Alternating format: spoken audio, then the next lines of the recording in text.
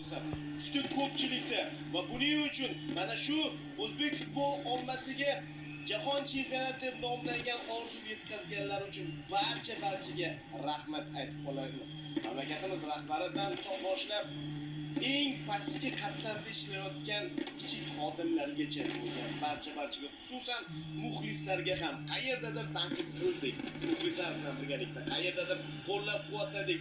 Oxiri maqsadga yetishdik. Chempionlar biz uchun va ularga chempionlar bilan. Albatta, birinchi navbatda yurtboshimizga katta rahmat aytib qolgan bo'lardim. Haqiqatan ham keyingi yillarda respublikamizda, yurtimizda futbolga, barcha sport turlariga berilayotgan e'tibor mana shunday g'alabali onlarni bizga keltiryapti.